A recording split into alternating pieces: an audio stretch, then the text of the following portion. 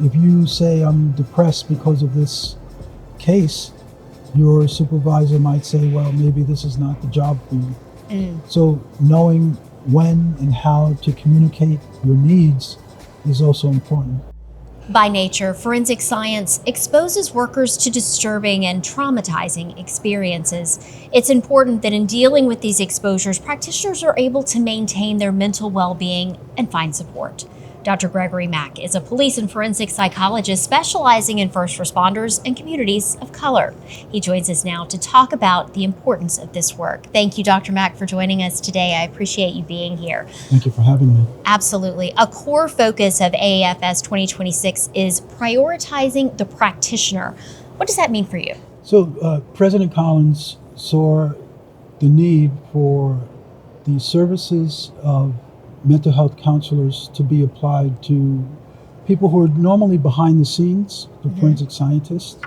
My work has been largely with police officers, and they have been at the forefront of getting services, but now realizing that forensic scientists who are behind the scenes are being impacted by vicarious trauma, moral injury, and it's been a long time coming. Let's talk about trauma-informed policing. What is that, and how does it protect both officers and citizens? So trauma-informed policing is a method of interacting. It's usually outward-facing, dealing with the public, victims of crime, in a more compassionate way than is typically done. What I've been advancing is enhanced trauma-informed policing that not only looks outwardly but also looks inwardly at the police officer, what the officer brings to the table in terms of mental health and how that might impact their career, their interactions with the public, as well as their time on the job, how effective they are at home. So it's taking a 360 approach as opposed to the typical one-way approach. Let's talk about your work as a psychologist for the NYPD and also the VA. Have you seen, or how have you seen this type of work take a toll on people?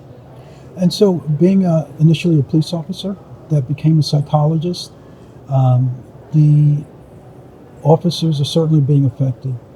The stigma prevents them from getting help. It prevents them from helping themselves. I'm an advocate for it's hard to help others unless you know how to help yourself. And so it takes a toll by increased alcohol use, mental health issues, depression, anxiety, relationship issues certainly are affected. As a VA psychologist, certainly the military have been exposed to different traumatic events.